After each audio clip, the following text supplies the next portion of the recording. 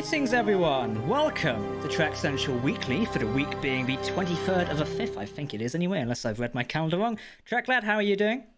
You hear me? Oh, you're good. There you go. Yeah.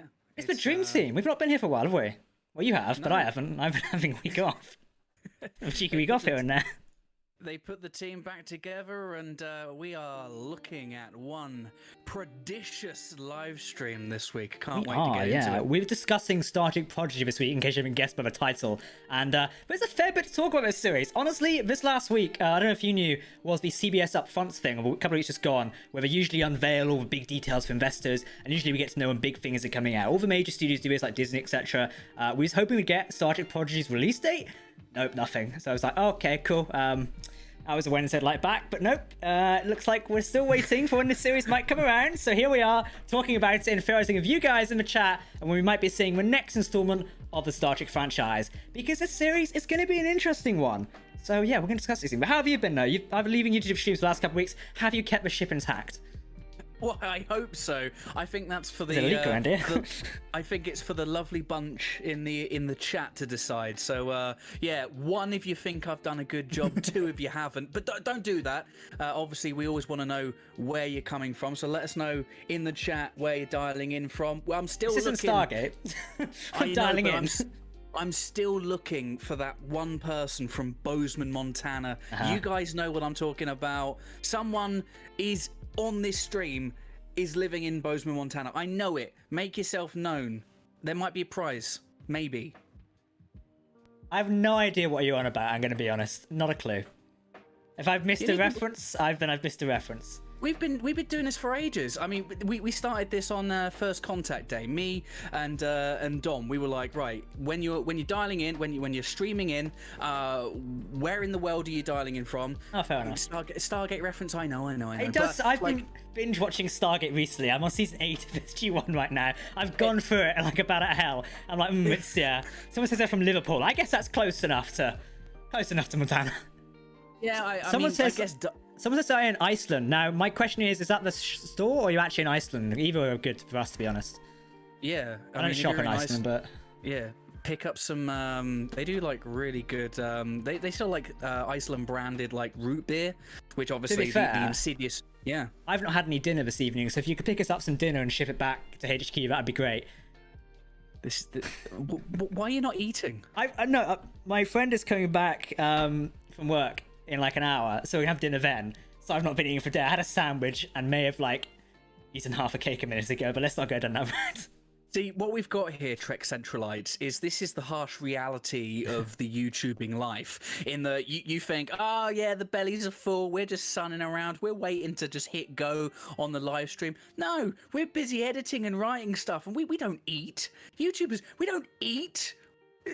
What is this myth? As I was saying to you before I started this, I was like, oh, it's 2:45, quickly, make my face look good, wear the hat, change the shirt, oh, I need to put the washing on for 2 hours, into the machine, now I need a drink, sit down, call you, I'm like, whew, here we go. Someone's saying Tesco's in the chat. I feel like we're going to have a fight between supermarkets any minute now. I do love that one comment, Tesco, mate. Tesco, mate. Tesco. To be fair, I know you're with a partner already, but if someone said to me, I'm going to take you on a date to Big Tesco, that would be my life complete, to be honest. What a great day that sounds like. Oh, especially when they got the houseware stuff, when they've got like the sofa section, like because in the UK we've got Tesco, but we just got Tesco, and then we've got Big Tesco, then we've got Big Tesco, where they sell cars and stuff, and that's the place to go. To be fair, as I live in a city centre, I don't get a big Tesco. We get a Tesco Metro, which is like a small one where you can't swing a cat in it. Then we get an Express in the centre, which is a little bit bigger and you get a little bit more shite in there. So that's basically what we're doing. I love how the first start of the stream has turned to us discussing UK supermarkets. This is why we said, less than 60 seconds in, it's already derailed, already gone. But it's fun anyway. What about Morrison's though? What's your opinion on that? It's all right. I mean, they got a decent grocery section, but the fish counter could probably do a bit of work. And I remember once I bought a DVD, a Star Trek DVD from our local Morrison's, and it didn't work. Like it must have been like one of the 20,000 people, 1 in a 20,000 chance that I bought a defective DVD, and it happened to be from Morrison's. Never again. The line must be drawn here. No more! To be fair, apparently according to my friends I'm middle class, so I should automatically start shopping at Waitrose and M&S. Conveniently, there are two very close by to where I live, but I've not gone in there yet because it's principle. Tesco's own brand. I'm waiting till I break 10,000 subs on YouTube, then I'll start shopping at Waitrose. Yeah, once you get past 50,000, you just start, you're going for executive lunches, you're first class on the trains, to be honest. I mean, it's the only way to get anywhere. No more Tesco, mate. No more Tesco. Yeah, I've broken up with Tesco. We've ended our relationship. Anyway, today we're discussing Star Trek Prodigy. This is, of course, the next upcoming animated series for the Star Trek universe. It will air in 2021. We don't know when it is going to air just yet. It's going to air at some point in 2021. We have a feeling it will be sometime soon, at least. We are hoping it's within the next couple of months, as that would align with, obviously, Star Trek. I forgot my name, Star Trek Lower Decks and Star Trek Discovery. We do know Discovery Season 4 is likely en route for 2021 as well. That's going to probably be in Q4, and it'll probably cross over into January. Sort of how we've done it before is my estimate, probably a bit more into the new year. And we also know Star Trek Lower Decks is en route with Season 2. That is likely going to air in August, as I think that's already been confirmed, actually. There are a couple of trailers, for the trailers for that. So we do know Prodigy has got to take place at some point. It's very unlikely, highly unlikely, that two series are going to be on air at the same time. So Prodigy has to air now, ideally, to get into that release window. And it's something we've been theorizing and discussing for a while right now, is that Prodigy needs to air like in June, July to meet that sort of release window. Because then you've got August only around the corner. And if Prodigy's 10 episodes as well, like that's going to be cutting it pretty close, wouldn't you think? What are your thoughts on it? Yeah, well, the thing, we got treated last year to the, 23 weeks of Star Trek. Yeah. Was it 23 weeks? 23 or 26. Something like that. It was 20 plus weeks. We had Lower Decks and then we had Discovery Season 3. I loved it, but as Discovery wore into its run, I was very much aware that I'd been talking about Star Trek week in, week out, like new Star Trek, which is quite an intense process when you're reviewing it and live streaming for 23 straight weeks. And it was, I was feeling a bit burnt out by the end of it. If they're going to do back to back to back, I mean, because I'm assuming Prodigy is going to be 10 episodes, Lower Decks 10 episodes, and then Discovery probably 13, maybe 14 episodes. That's a long time to just be consistently giving us Star Trek. I can't quite remember. I want to be corrected here, Jack. If you know, let me know. If you know in the chat, let me know. But when we had Deep Space Nine and Voyager airing concurrently at the same time, did they overlap with their episodes? I can't remember. Given I wasn't alive when they aired, I'm going to struggle to answer this question, and that's not an age comment. I'm just throwing a fact. I don't know. I can't remember. It's just one of those things. But I think you're absolutely right. I mean, I feel like the one thing that I don't think that they would do that now, because I mean they could because at the end of the day, Prodigy, Lower Decks, they're designed to be very different, as is Discovery. We've said it a bunch of times. All of the Star Trek shows that we're getting are different flavors for different audiences, so I don't think there's any reason why we couldn't have shows running at the same time. Obviously, that's gonna send most of Trek YouTube into a frenzy. Help us. Oh God! but we love it. We love it. We live for it. I'm not sure. One thing that I have been thinking about, and I'd be really interested to know what you all think in the chat, and you as well, Jack, is. Now, we have in the music industry, we will have surprise releases. We will have an album just be dropped and the whole community just goes, and that doesn't happen very often with TV shows, and it definitely doesn't happen very often with movies, if ever.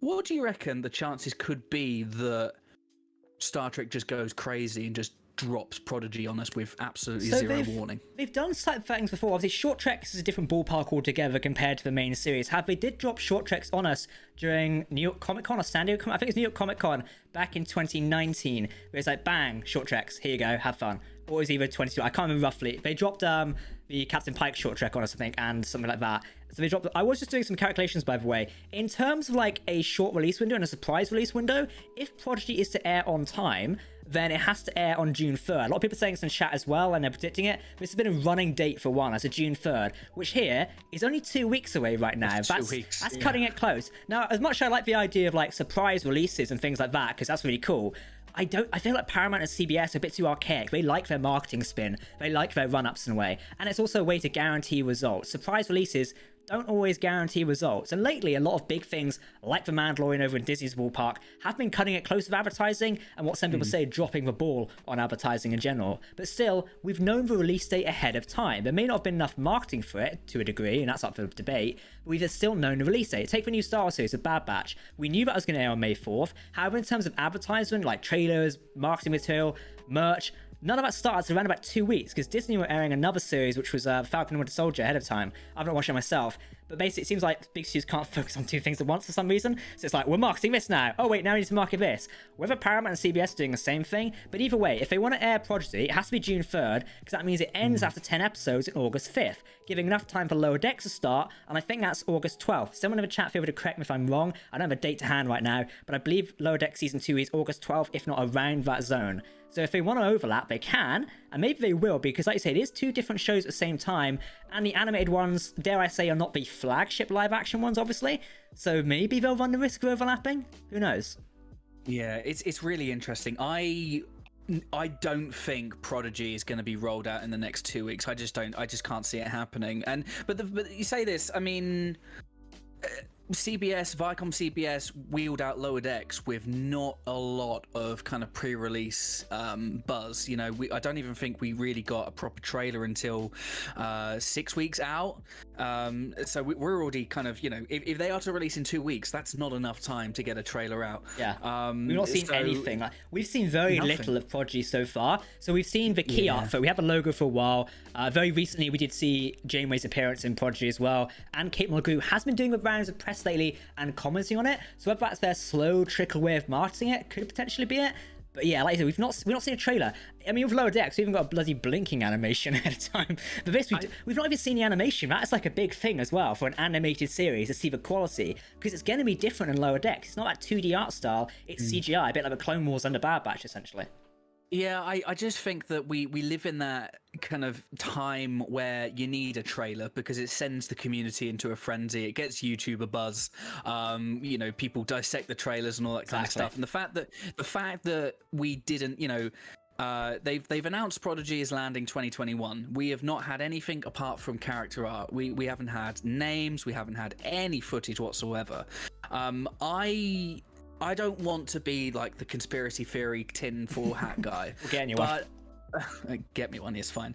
But I feel like they could have, you know, and Paramount, CBS Viacom have done this in the past where they've basically announced things before they're actually ready to go, because it's almost a way of basically saying, look, investors, this stuff is happening for sure. And what it kind of does is it kind of lights a fire under the production teams to kind of get the stuff done. Get it done, hurry up.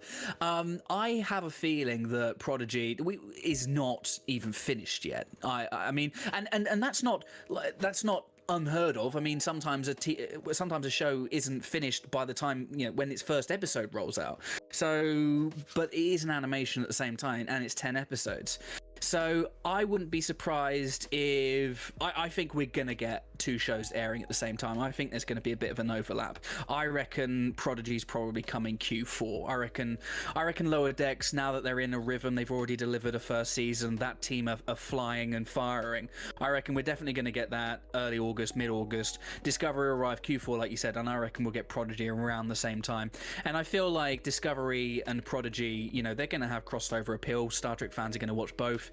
But at the end of the day, you know, your kids are going to be watching Prodigy. Yeah. Discovery is for a more mature audience, so I don't think it's gonna cause too many problems. TJ's just passed some notes as well. So August 12th for Lower Decks season 2 is correct. If we don't do Prodigy prior to Lower Decks, then the third series, so if Discovery is our third series this year and our flagship series, we'll only get one episode in 2021, starting December 30th. This is all meant to follow on that weekly Trek thing. That's nuts in a way. Lower Decks season 2 would run through to October 14th, give or take, unless they take any breaks or have to skip a day, which is highly unlikely in the name of streaming.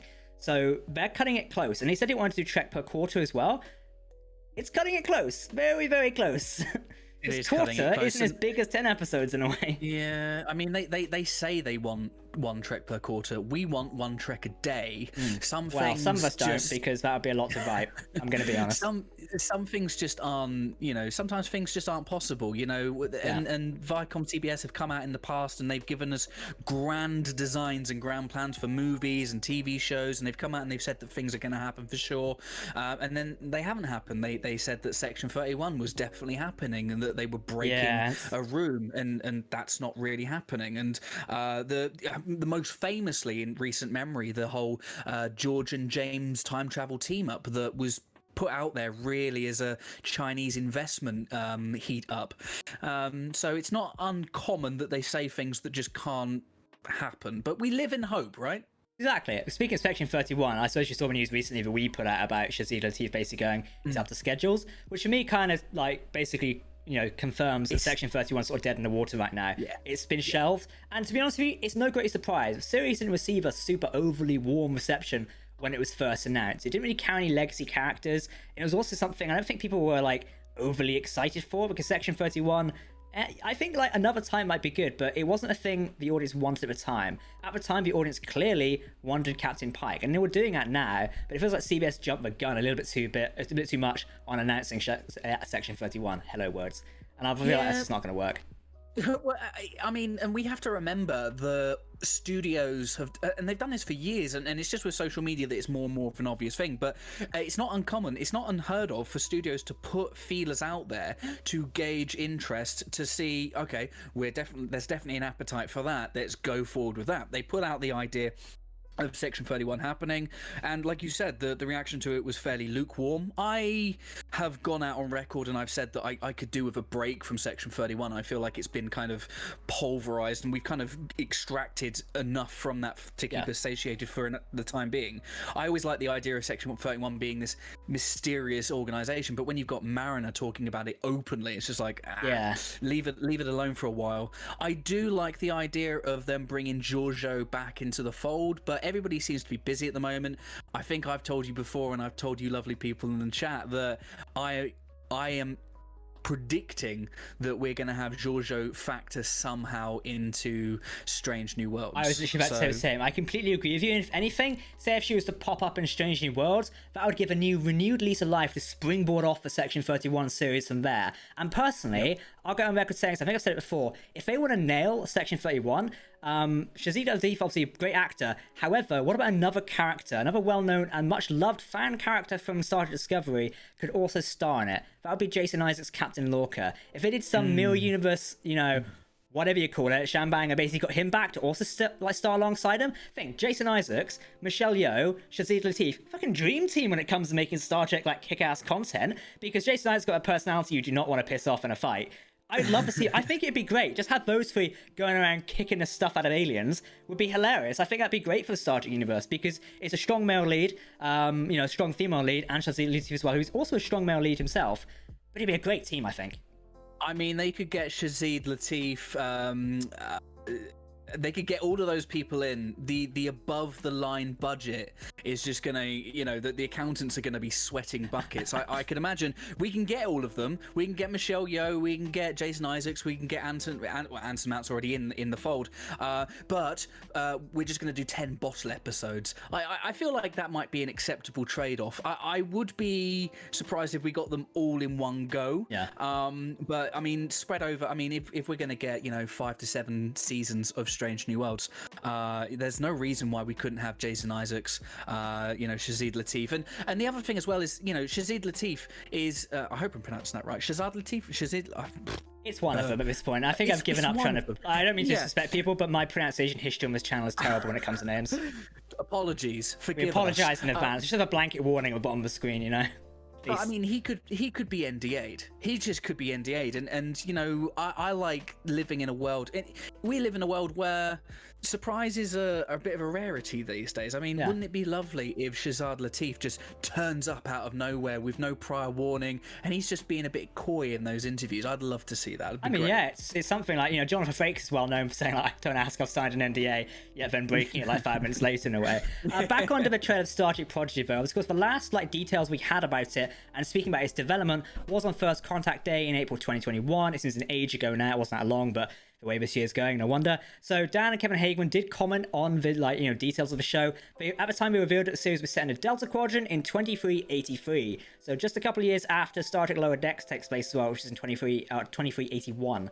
They also revealed an image of Kathryn Janeway, which we know Kate Mulgrew has returned to reprise. She'll appear in the series and explain that the character will appear as an emergency training hologram on board a starship. A new summary of the series premise was also released, and I'll read that to you now. Prodigy will follow a motley crew of young aliens. Just kind of quickly, they love using motley as a word lately, don't they? They describe Picard's crew as that. I think they've described Discovery's crew at some point, but honestly, it's like, they love that word. Anyway, aliens who must figure out how to work together while navigating a greater galaxy in search of a better future.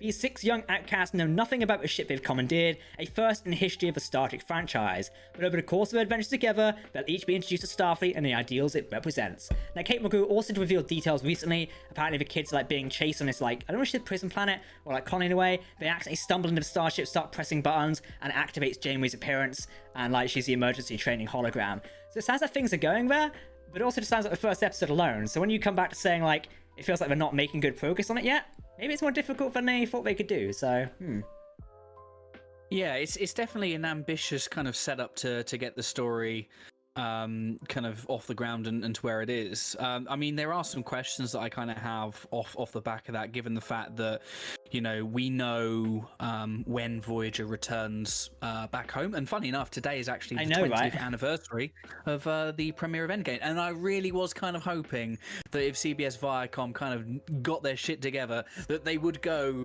today Voyager came home, but today we're taking a trip back to the Delta Quadrant, and here's the first trailer for Prodigy. Could you imagine? Some PR executives currently crying into a scotch, probably. They just need time. Don't jinx it, because if I go and sit down in 5 minutes to have dinner at the end of a stream and they announce it, I don't think I should eat anymore, because it's a running gag on the Trek Central team. But whenever I sit down and have a plate of something, see this go, quick, release the news now, and it's like, oh please, just I just want to enjoy my dinner and drink. I'm gonna take a couple of days off.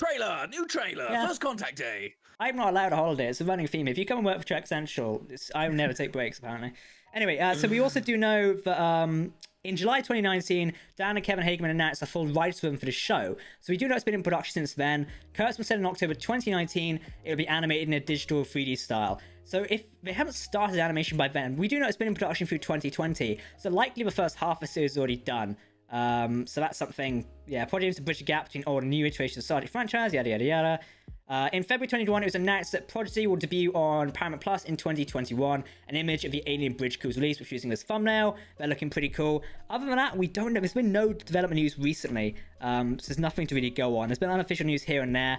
There is no major news, apart from Kate Mulgrew, who's been doing interviews for other projects, commenting on her character's appearance, obviously. Because obviously, anytime a Star Trek actor appears on anything, we ask him about Star Trek, because why not? So she's been asked about that tenfold. But yeah, other than that, no news. I mean, when do you reckon we'll see Prodigy then? Do you reckon we'll see a June 23rd, a surprise release? Or do you reckon it's going to cross over? Or is it going to pop up in October somewhere and Discovery will be delayed?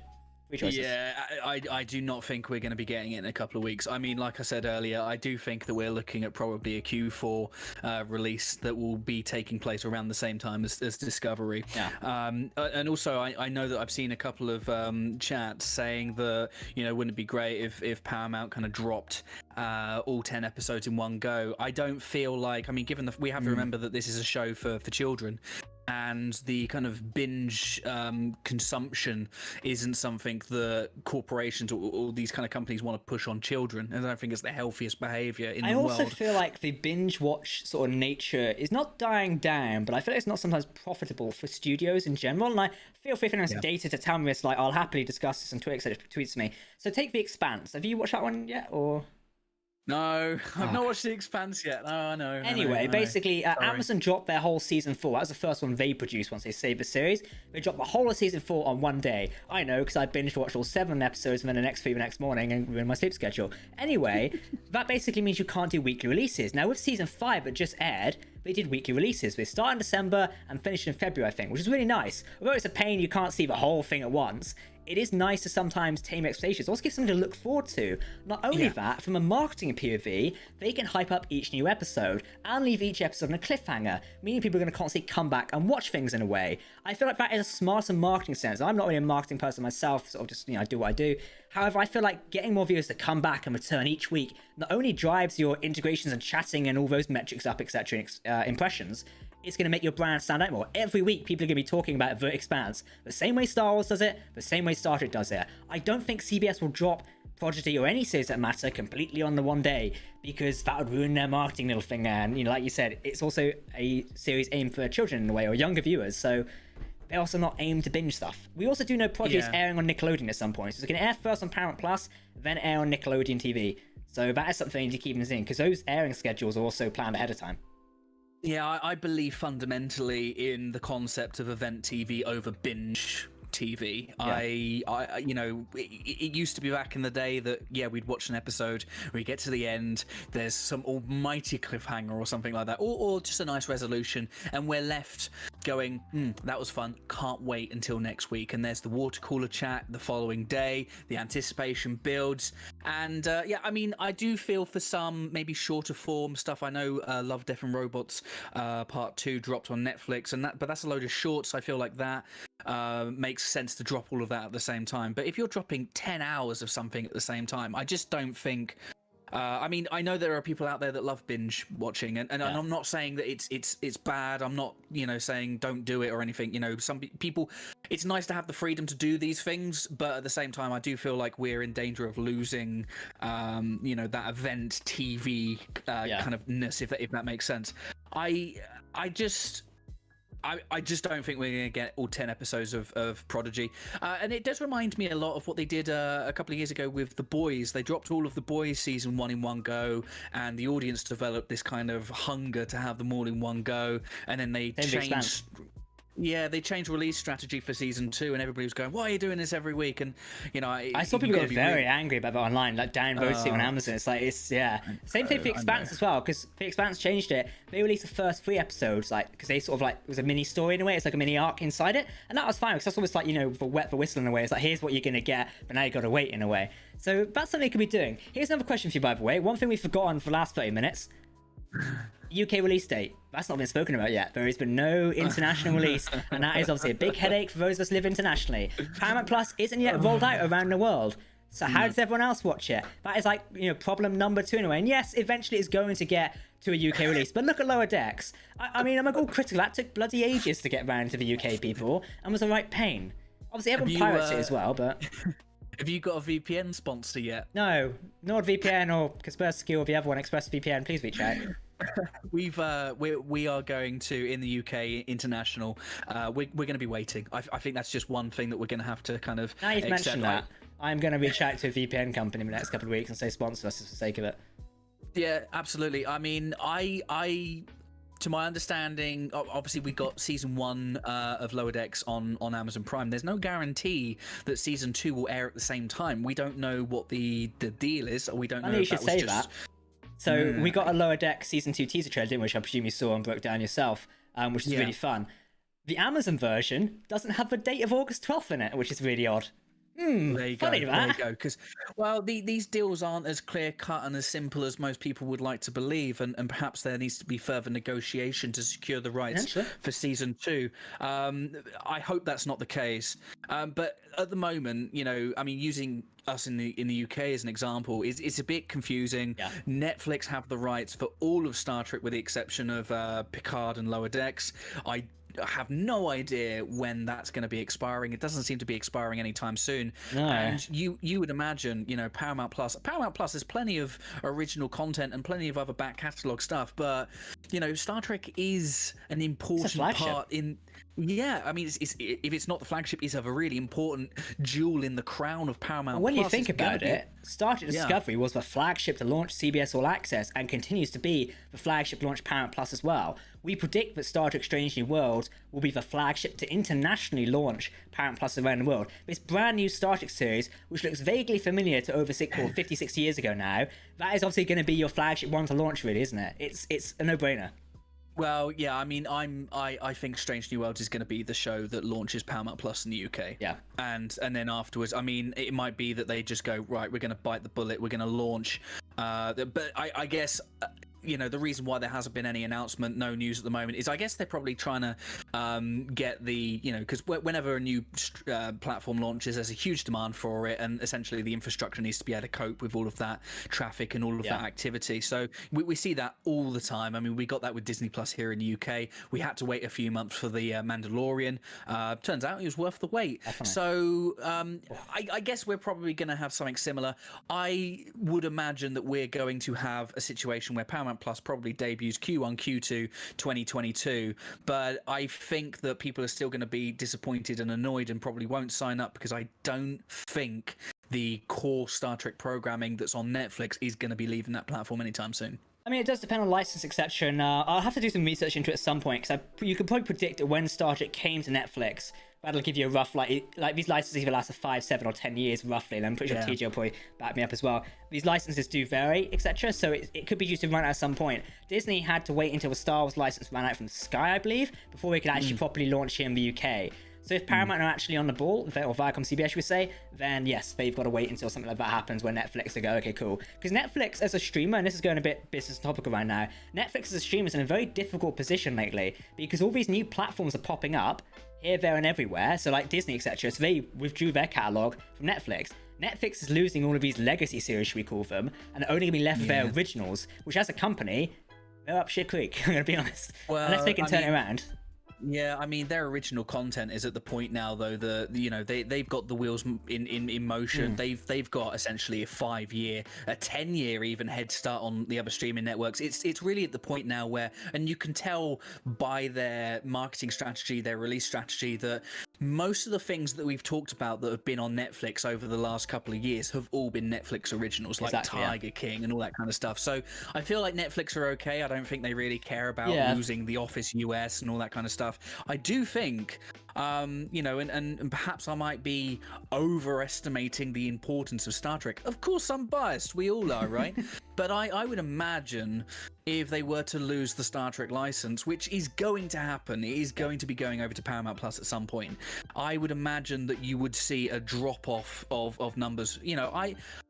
I have Netflix because, I mean, we got Netflix because of the kids, we got Netflix because of what the wife likes to watch, but if it was just me and Netflix lost Star Trek, I probably wouldn't continue my subscription there.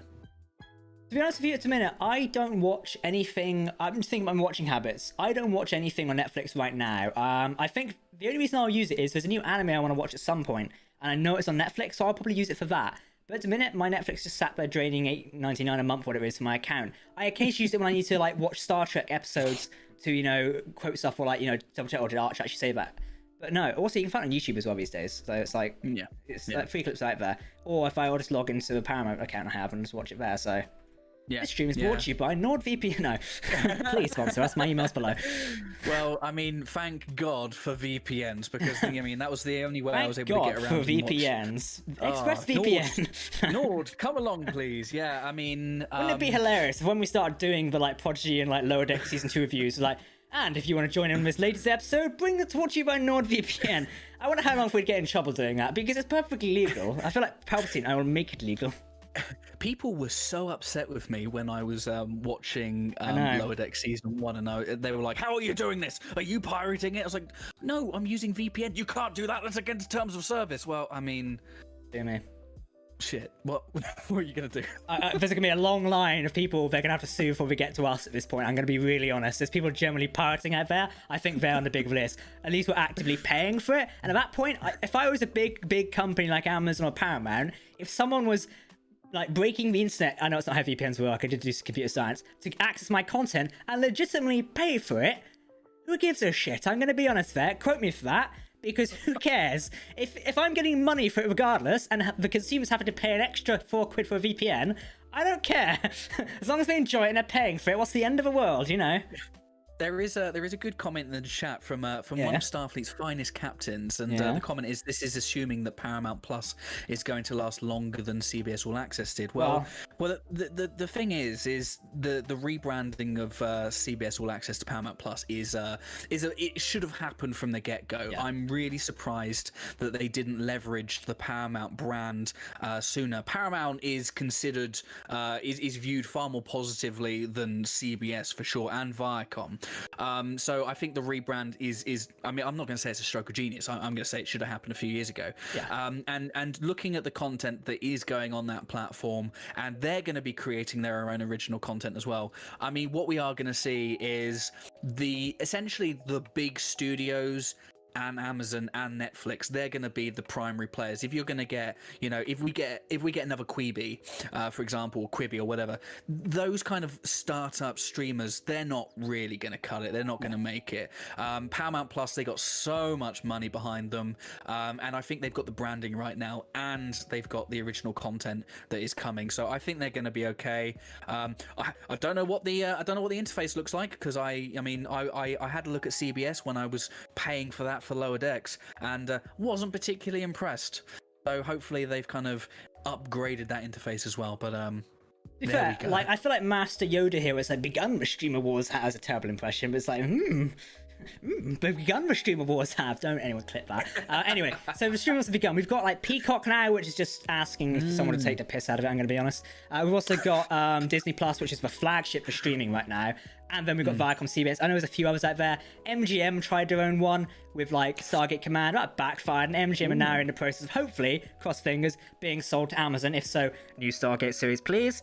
Amazon, Jeff, come on, I'll fly a plane over your HQ if it gets me a Stargate series. But yeah, so the streaming wars are fully in right now. I see Viacom CBS surviving. Are one of the oldest companies around to a degree as well. I think they're going to know what they're doing, and also it's one of the big ones as well. When did Viacom and CBS remerge? That's been a big thing in the last couple of years. You can go back and check the articles online. But yeah, Viacom and CBS have remerged, or merged together, essentially, so it is Viacom, CBS. Obviously, Paramount comes under that banner. You're going to say? I mean, we do have one more as well. We have the recent news that AT&T and Warner Media, they've essentially spun off. And we're going to have essentially Discovery and Warner Media and HBO all kind of congealing into one giant, massive streaming platform that's going to probably be on that upper echelon as well, with Netflix, Amazon, Disney Plus. So and Paramount Plus. There's another one coming. This isn't ending anytime soon, Jack. This is the interesting thing there is HBO also have a really good grounding of Game of Thrones as well. That was their flagship. And yeah, whatever you think of the ending, etc. They've got a new Game of Thrones-esque series on the way soon, so that's going to be their flagship to probably launch that new platform in a way. Absolutely. But also, what's interesting is Amazon are the global dominant right now, I'd say, for not just streaming but everything. Amazon, and we've discussed this on the channel before, Amazon offer a platform that no other provider does currently. They've got the ability to ship and produce merchandise, which, as we see, The Expanse and also Star Trek Picard does really well. So take MGM, if they're currently in the process of being sold to Amazon, I bloody hope so, because it's the only good route they can go.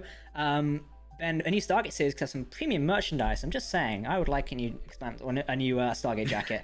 Come on, honestly, I know it's a Star Trek stream, but fucking hell, just give me a new Stargate series, I mean, we're getting really into this, obviously, day job being a marketer. I'm really surprised that streaming platforms and streaming companies aren't better leveraging e-commerce as part of the platforms to see. Can you imagine, you sat there and you're watching, Colonel, I'm not going to sound, Captain, I don't know, Jack O'Neill walks in and he's wearing that really cool bomber jacket, and all of a sudden you get a little pop-up saying, like this jacket, you can buy it on Amazon, and it will literally take you, and you can literally... It's a new form of product placement in a way.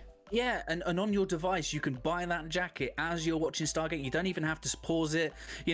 I think that's something that we're going to be having far more of. I mean, that's not going to be in Star Trek, is it? Because Star Trek isn't, the cutting edge of fashion at the moment. But I could definitely imagine something like, I don't know, Made in Chelsea, or whatever the kids watch. You're seeing something on your streaming platform, and the dress pops up and saying you can buy that here. So that's going to happen. Look good in a dress, to be honest. So Yeah, I'm surprised that we haven't seen that leveraged more. And it's going to come, though. It's going to happen. And even for, did you enjoy watching this, by the physical media? Because there are people, who will watch something like Discovery and they go, I can't wait until until the tin collectible edition is available. And you could pre-order it when you get to the end of it. And there's so many things you could do. Yeah. Speaking of which, did you see Lower Decks Season 1 is now on DVD, Blu-ray, and special Steelbook as well. And the Steelbook looks, chef's kiss sexy. Have you got that one yet?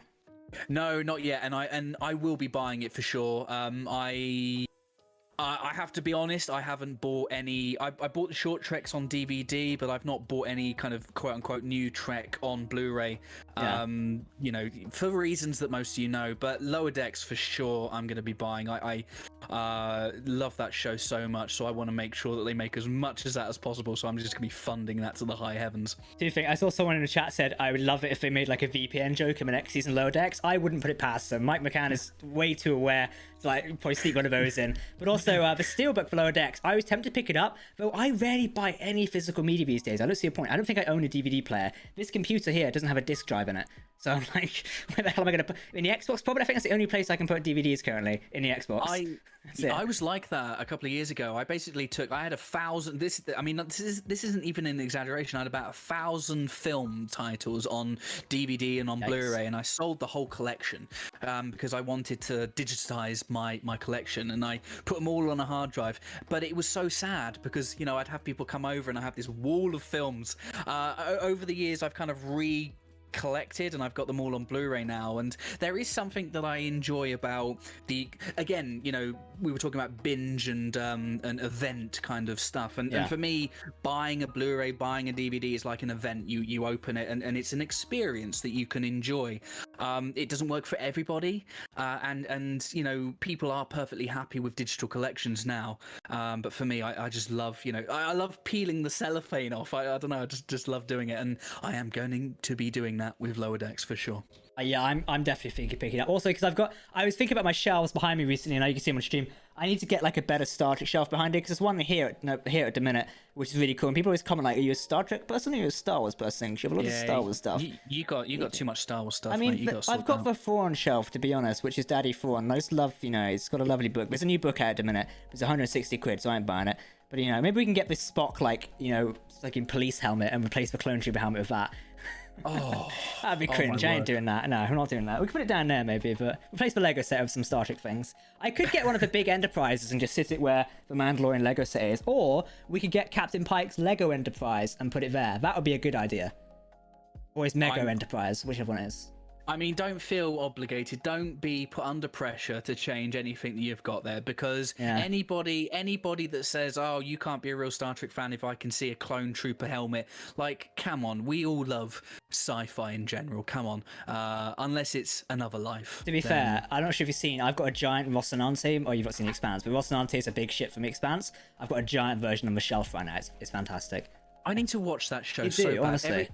Every time I tell people that this is the reaction, I haven't seen The Expanse, and everybody goes, like, sacrilege. It's like you just killed their firstborn, I know, and I'm always the guy that I'm like, "Oh, Battlestar Galactica, the reimagined Battlestar Galactica is the best sci-fi show ever made," and people in the chat go, "Well, you haven't seen The Expanse, so you can't say that," and it's like, to be fair, well, they do say The Expanse is a modern BSG, so you're off to a good start there. They do comment saying it's like a new version of BSG in a way. Yeah, I promise everybody, I will get around to watching it. I'll probably do a reaction feature on the channel where I react to him as a first time watcher. It is going to happen, I promise you. All right. The running joke about how I like the Odyssey class from Star Trek, obviously? Oh, here we go. No one's clocked it yet. Probably can't see it because I'm so low on the camera. But I'm actually wearing on my shirt at the minute. I found this a minute ago and put it on. An Odyssey development badge from Star Trek Online, which is basically a pin. I got it at Destination Star Trek last year. No, year before, 2019. I got it. That's gone fast, isn't it? So yeah, I've got that, and it's nice. I put a bet on with Paddy Power that you'd talk about that class of ship. Yeah. We should definitely do that. We should definitely do it next time. What we should do is we should line shots up of something, and every time one of us mentions something the other is known for like not shutting up about, we take a shot. I reckon we should do that when Discovery airs or something like that. It'd be hilarious. I do have to update everybody though. Everybody who asks me every week, how far have you got with the with the Destiny trilogy? I have not got past the first chapter, and it's not because the book sucks or anything before you judge. It's not. I mean, the first couple of pages do seem very, very interesting. It's just I am currently reading Una McCormick's new Discovery. I'm actually listening to it. It's my first ever Star Trek audiobook. It's the Wonderland. It's it's the novel that chronicles Michael Burnham's time between arriving and meeting up with Discovery. It's all right so far. Two things. I do. One, Yeah, because you've not read Destiny yet, you're fired. Two, Wonderland's fantastic. We've actually got an interview upcoming with Una McCormack this week on the channel. So nice. hopefully some questions about the new Wonderland's book. I've not read it yet. I've got to start it tomorrow. However, Dom is like blitz through it because it's Dom. He's like blitz through at light speed, like a warp 9, and apparently it's really good, and there's a lot of reference side, no spoilers obviously, but apparently it's a really good book and really fills in the lore of Commander Burnham during that 1 year. And that is fantastic. I think that's great, because that is definitely a subject that needed exploring, because we've got about 30 seconds in the show. So we definitely need a bit of a filler out. And these books are doing some great jobs at like adding more lore to the established characters, which, as we always say, is what they should do. The book should complement, it's like a meal. They should complement the meal in a sense and provide extra, like, whatever you want to call it, to that anyway, which is really nice. And hopefully we're seeing a similar thing, because we've got a Rios book coming up soon, which is really nice. We've got more Picard books coming around. So if these are complementing the main show, I'm all for it. I think it's great, because that way you don't have to have watched the show to even read the book, or vice versa, etc. It's kind of nice like that. You don't have to read the books to watch the show. Yay. Even better. Yeah, absolutely. Yeah, I do love that, and it always really just winds me up when people are like, yeah, well, you need to read the book to fully understand the show. No, you absolutely do not. I mean, it's nice if you want to read the book and then watch the show, but the both of them have to kind of stand on their own merits. And I'm 3 chapters into Wonderland, and Una McCormack is such a talented writer. Yes, I mean, I absolutely. I'm so new back into the Trek lit universe, but I recently read the autobiography of Kathryn Janeway, and it was so unbelievably good. And I mentioned it in my review that as I was reading the words on the page, it was like Kate Mulgrew was whispering them into my ear. It was a wonderful experience. She's very talented. Really enjoyed it. With Wonderland, I'm digging the story. Like I said, I'm about 3 chapters in right now, but I do think it also depends on your own personal enjoyment of Discovery, which, I like Discovery, I don't love Discovery, and as a result, I like what I'm reading at the moment, but I'm not loving it. But maybe that might change. We might get to the 3rd act in the book and it might change, and I might just go, wow, this is amazing. But yeah, I'm really enjoying diving back into the Trek universe. But the Destiny trilogy, I will read it as soon as I'm done with Wonderland. I promise everybody. So a quick one before I say my next point. Chat, if you've got any questions tonight about Star Trek Prodigy or what we discussed, please get them in the chat now. We'll answer like 5 tonight before we end off, go for a little bit of a longer stream, get some of your questions out of the way. We've not done that in a while. But yeah, speaking about the Litverse, we'll have a chat, get those questions down for us. One of, I think, Una McCormack's best books is her Cardassian books, which I think is Enigma Tales. If Don was here, he could correct me on it. I can't off the top of my head, but I'm pretty sure it's a really good book about the Cardassians or background, etc. and stuff like that. And that is one of her like really well-known books in the Star Trek Litverse. So give that a read if you get the chance. I'm pretty sure it's by her, Enigma Tales. I might be getting it wrong or thinking of some other book, but it's I think it's got Garak on the front cover, so it's easy. It's Garak, what's not to love? Have you seen that video online where it's like Garak meets Dr. Bashir, but it's like awkward, and basically got like the Weide channel music over it, and it's basically those two being gay as fuck together for like the first hour. It's hilarious. Like, it's just basically going, oh, hello, slide, like hand down, shoulders, like, oh, he's close to me. It's like subtitle what they're thinking. It's hilarious. They've been doing, if I remember correctly, I think the Sid City bunch, who are wonderful. They got together and got some fanfic, and they got Andrew Robinson and Alexander Siddig to actually act them out on a Skype, and it's so good. And let's be real. I mean, they're gay. I mean, or they're gender, they're bi. They're both bi, and they've done some stuff. They've gotten up to some 23, 56, whatever the date is, or like 675. It's whatever, One of the best things I like is, do you remember the DS9 documentary? Have you watched that one, What We Left Behind? No. Give that a watch sometime. When you get 5 minutes, honestly, one of the best things you ever watch, because they're doing a Voyage documentary soon. I know, but I'm still at that stage, and I've mentioned this before, that I can't say goodbye. I'll let you off on that one. DS9's ending was honestly, DS9's ending was very emotional when like Kira said goodbye to Odo. Tears were definitely on the verge there, to be honest. Anyway, in the DS9 documentary, I'm pretty sure Andrew Robinson was commenting on like when Garak first met Bashir. He's like, yeah, he just wanted to have sex with him at that point. There was nothing else. He just wanted to have sex with him. Like, I just love this. Garak was just curious. He was, a curious alien. That's one way to put it. Yeah, and Bashir, he's such an adorable guy. It's one cannot blame Garak for being the way he is. But I always enjoyed Garak is such an intelligently written, subtle character, and there's so much intrigue. He's one of the best layered characters in all of Star Trek, and I got to word this carefully. Is I do feel like it's always important to not reveal everything about all characters, and I like the idea that Garrick is always going to be keeping us guessing. You know, we don't need to know everything about. That's what I like about him, just a simple Taylor, and that was the whole theme for DS. I feel like after I've done the Stargate, I might go on a DS9 rewatch at some point, because that is like a great series to like go through.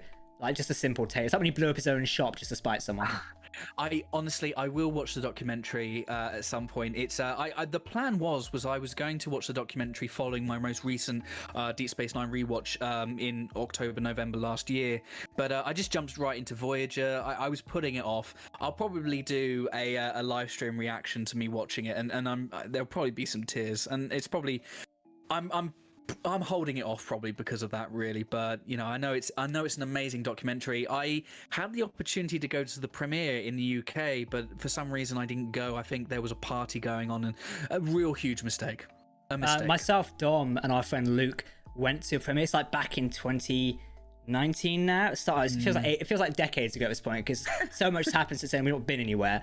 We went to Birmingham, and it's like, because it wasn't showing a major like View or like Odeon cinemas. It's like these sort of like the smaller backstreet cinemas, I guess you call them, like the local ones, I guess. So we had a small cinema in the middle of like Birmingham, like Luke's dad as well. It's like, let's hope we don't get murdered, because like down, if you've been to Birmingham, it's like down a dodgy Birmingham street, window smash. I'm like, Anyway, we walked through this entrance, just Star Trek fans stood around. It looked like the Enterprise had just beamed down, to be honest, which is great because you've got Star Trek fans in their uniforms. Like, we've definitely arrived at the right location, to be honest. That's one where at least Star Trek fans stick out like a fawn. You know where you are at that point. It's great. It was a fantastic experience for us. Little small movie theater, free popcorn, fantastic. Best 2 hours as well, whatever it was. But they are making a Voyager documentary soon, which is great for people who made it. So that is going to be really exciting to see, because they did a fantastic job. So I'm excited for that. And fingers, toes, everything crossed that they are teasing it, but we might be getting an Enterprise documentary at the conclusion, at the finish of the Give production. Give it to me! Hook it to my veins, Jack. I hope they get else on that. Like, I don't know any of the staff of like the things, but I will happily sit there for an hour. I was thinking about this if we start on a stream. We should really open the Trek Central weekly stream just belting out Faith of the Heart one day, just going for it. Just, you know, singing it completely. Yep. At 100,000 subscribers, we'll do that. You've got me on record saying it now. We like people watching these live streams, don't we? We'll do it at the end, in that case. Yeah. We don't do it. Just, no, what we should do is we should get all the like Star Trek YouTube studio doing an acapella of it. It'd be great. Oh. Now you're talking. These great ideas. Anyway, let's answer some of the chat questions in it. We'll go a bit over our time limit this evening and just basically discuss some questions. So I did see some questions about, is there going to be other like legacy cameos beyond Kathryn Janeway? I think that was Stress 3K. So there is one other character we do know who is reappearing in this series, and this is William O'Campbell, or Bill O'Campbell, as Fadian Onoka, or Okina. He appeared in the episode The Outrageous Onoka. I have you not pronounced that. I can't pronounce it myself. In the next generation, whatever it is. Yeah. He appeared there, and basically like rogue. He actually originally auditioned to play Riker, I believe. Or vice versa. Yeah. Anyway, he revealed that he will be returning and coming along to the series, etc. No like proper details on that just yet. But I think he leaked it in a podcast. We covered it in an article. I can't remember if we had to take the article down, but yeah, he is coming back, is it? Which is really cool. No, there's another character. There's another character returning. We had to take the article down. Anyway, this one was revealed in a podcast. What podcast was it again? It was Comic Book Central's podcast, or The Rocketeer, for the 30th anniversary. And he is coming back as his character, Okona. Right, TJ's trying to tell me to pronounce it. Okona? There we go. We've got it. Well done, everyone. Yeah. Don't like you knew how to pronounce it. You're sat there just as me, struggling. Jesus Christ. Embarrassed, to be fair. There was I accidentally mispronounced Sonequa Martin's Green as Sonia once in a video. That was not the proudest moment. No, that is not the move. Do you know the worst video I've ever done? And it was Captain Pike's book, The Enterprise War. The amount of pronunciations in that script that Dom wrote, Jesus Christ, was it difficult. I was sat there having a meltdown. Now he has to add pronunciations in the scripts, because else I lose the will to live. It's that bad. Are you blaming? I am. He's not here. I know he's not here. He can't defend himself. I am blaming him. I reckon you wrote that script, you know. I didn't write that script. I didn't read it, Jack. It's one thing. I mean, in my when I'm not talking about Star Trek, I'm pronouncing footballers' names on football pitches, and it's a hard life when you mispronounce. And you know, when you're doing a video and you mispronounce, you'll get people in the chat going, "What the hell are you talking about?" Can't believe you've done this. When you're doing it on a football pitch in front of 20,000 people and you mispronounce their favorite player's name, you get it in the ear. So I know that the pressure and the stress is real. Yeah, I'm with you on that. Strength in numbers. So we've got one other question as well. Have we got any news about movies lately? Do you want to answer this one? Because I think we've had a little bit of news, but nothing major. So we had our recent news a while back. Yeah. Well, I mean, the news is that Kalinda Vazquez's script is still in development. There's no more news on that at the moment. You know, to my knowledge, we have 2 movies that are in production at the moment, very early in production, and we know one is scheduled to release in 2023. It's 2023, isn't it? So yeah, we do know that one is coming around. Yeah. I mean, I still am hoping that we're going to be getting 2. I feel like that's entirely possible. Yeah, it's all gone a bit quiet at the moment. Hopefully, because they're working on them. Yeah, they are definitely working on something, and this has been floating around for a while now. We've also been thinking of like a Discovery tie-in movie. Is this rumor floated around a while back about, and I think we discussed this as well, about having sort of a Discovery crew mount up and go together, almost as a way to send off, because we don't know when Discovery's ending just yet. That's something interesting to talk about, because it could be running just for season 4 or season 5 as well. I think it's going to go for season 5, but I wouldn't be surprised if they cap it off there and end it with a movie time, maybe, because that could also be a great way to do another movie, or even a direct to like streaming movie, because that's something not many have done yet. I mean, I really, you know, I've been thinking about this for a while. I was going to make a video about it. I might still do, but you know, I'm sure there will be people that are accusing me of being negative and hoping that the show ends and whatnot. But you know, I feel like the age of Star Trek playing for running for 7 seasons. I mean, that was just a bit of a coincidence, and it became a kind of a sticking number that a show would run for 7 seasons. We know with other shows that, you know, 7 isn't the magic number. Some shows go for 8, 10. I mean, I think Supernatural ran for 482 seasons. It's like anime. Have you seen how many they run for? My friend's got a series called like One Piece. It's got 1,000 episodes at this point. How do you keep up with that, honestly? Just end. Come on. Just end it.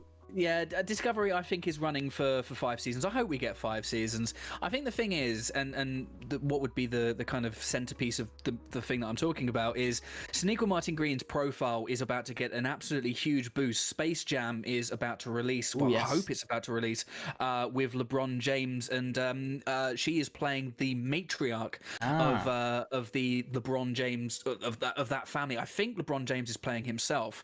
And that, I mean, that is going to be a smash hit. It is a hugely anticipated sequel to the 1996 film that we all love. I mean, Captain Jack, I don't think you were born for it. I've not watched it. Shush. Go watch it. It's great. And you watch The Expanse, sure. Okay, deal. It's going to be one of those things. I think it's going to be a huge boost to her profile. She's already starting to appear in more and more movies. You know, we are at this stage now where more and more film actors are appearing in TV productions. I mean, we've got Al Pacino appearing in an Amazon original show, for Christ's sake. So it's not like unheard of, but I do feel like she's going to want to kind of move away and kind of appear in more movies. She has the acting chops for it. She can lead a film. It's going to happen. So it makes you kind of think, you know, how long can she pull double duty? And I think you're absolutely right. I do believe firmly that Kalinda Vazquez is writing a feature-length Discovery finale. Yeah, I think that's what she's doing, and I think it'll be great. I mean, I wish that more and more TV shows would go, right, what we're going to do is we're not going to do a final season and kind of go off limping into the night. We are going to do a huge event movie, and hopefully it gets a proper theatrical run now that cinemas are reopening. And this is still a few years away from happening, because I mean, we'll get season 4, we'll get season 5, so we're looking at what, 2023, 2024. But also we have to think that Doug Jones, he is prolific in Hollywood. I'm sure he's having to turn down lots and lots of meaty roles in Hollywood to, be able to, honor his contract with Viacom CBS. So it's an interesting thing for you, by the way. Just interject here. Yeah. So we discussed previously in the stream that Discovery is the flagship for CBS, Paramount, etc., whatever. It is a flagship thing. Do you think that under pressure to keep it going for a longer amount of time, because it is the thing that kicked off the new started thing, if it was to stop now and didn't do its 4th season, do you reckon that'd be seen as a failure in a way? Because only 3 seasons? It's a little bit for a big flagship series in a way. It almost feels like they might be pressured to go longer, so into 5 or 6, just to say, hey, look, we did it. Because I feel like ending too soon could be a bit pressure on the execs in a way. I don't know, it's just something I've been thinking about for a while. Like, this is a flagship series of Viacom CBS. Are they being pressured to go longer or draw it out more? What do you think about that? Well, I mean, because I think that the way they would go about it is they control the narrative, and what they would do is they would probably press release it as being, this was always the intention to run for 5 seasons. Yeah, we've told our story. They'll spin it, and they're right to be doing that. Discovery's not going to be cancelled. It's not a show that is going to be cancelled. It could be losing all the money in the world, but like you said, it's the flagship show. Yeah. They are going to be keeping it going. I think 5 is a nice round number, and I do my belief is that Strange New World is going to take the baton and become that kind of Star Trek flagship show. Not because Discovery's bombing or anything. I mean, we just don't have access to those numbers. It could be doing well. I don't know. I mean, I definitely saw more of a buzz for season 3 than I had previously. And that's great. But I think Strange New World, when that premieres, I reckon that's going to slowly kind of take the baton, become the flagship, and that will take the pressure off Discovery. So what you might see is maybe once that pressure comes off, the wheels come off and they start, the quality goes up even more so. But I do think that will give them the opportunity to say, au revoir and go into making some feature movies. A lot of people say, I see some in the chat saying the end of season 3 felt weirdly like it could have been a final for Discovery in a way. The crew would go off on these new adventures with the upgraded and new captain. It does feel very final-esque in a way. It's a bit like the end of the Next Gen, where it's like the crew all together having fun, off they go to continue their event. Obviously, a movie kind of generation's like, ha, you think happy endings? No. But no, it feels like season 3 was like an ending in a way to the series, in a sense. Yeah, I don't want to sound. I mean, I don't want to sound like Midnight's Edge. Let's not do that. But I think that. Oh, I'm definitely not on board with any conspiracy crap. But it's like it did feel like an ending in a way, though. It did, and there was an aura of kind of finality to it, and I just think that was just done in a way to kind of say this is the end of the beginning of Discovery. In a way, yeah. Yeah, absolutely. They've been through. Discovery didn't get off to the smoothest start the first couple of years. A lot of changes were happening. Showrunners coming and going, allegations of bullying and improper conduct. Changing the nature of the show. Kurtzman supposedly punching TVs. Yeah, absolutely. I would say that the biggest mistake that they made for me, and this is just a personal preference, is, I wouldn't have put the Gene Roddenberry quote, as good as that quote is, I wouldn't have put that at the end of it, and I would definitely not have had the original series music. Yeah, that was playing. Always an odd thing for me. Yeah. I know TJ pointed out, as a few of us, it felt a bit weird that they used the original series music. It's almost like, yeah, we've gone to the future, but no, we haven't. We're going back again. It's like, what? It was I mean, we'd already had that when we had the the NCC 1701 kind of swoop in at the end of season 1. That kind of made sense. Here it doesn't. They're in this, they're firmly planted their flag in the future. They've moved on.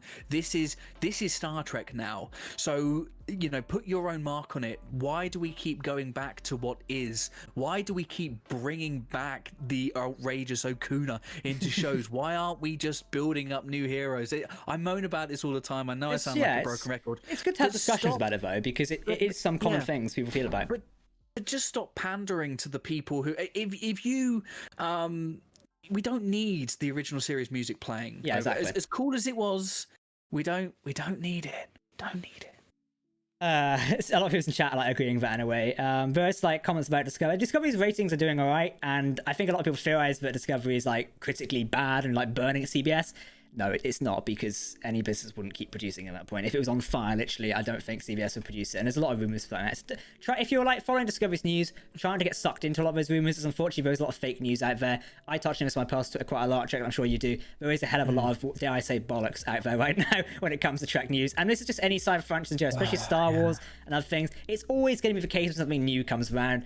And that is the case. Watch it be Star Trek Prodigy, being the worst series ever when it airs in a couple of weeks' time. Touch wood, cross fingers. The thing that bothers me is it's just it's people kind of pushing news and pushing agendas, people pushing news with an agenda, and you just know that it's just not fair. Like, we're not going to name names, but there were a couple of people that were talking about how terrible Discovery's premiere numbers were on this is on the air, wasn't it? Yeah, on American TV. It's like, people, yes, it's airing for the first time, but it's a show from 2017 that most people have already watched. I'm pretty sure they ran it free on like other things before they went on air as well. The reason they were doing that is because they didn't have enough content because of the COVID shutdown, and people thought it's a bad thing. It's like, what? It's such a bad faith argument, because yes, if that was Discovery that was airing for the very first time, brand new Discovery, true brand new Discovery, and the technicality that they're getting by on is that, well, it's a first time premiere on cable television, but it's 2017 cable is also dying out. I don't know about you. Yeah. I don't have an actual like cable TV box in my house right now. Maybe it's because I'm younger than most people, etc.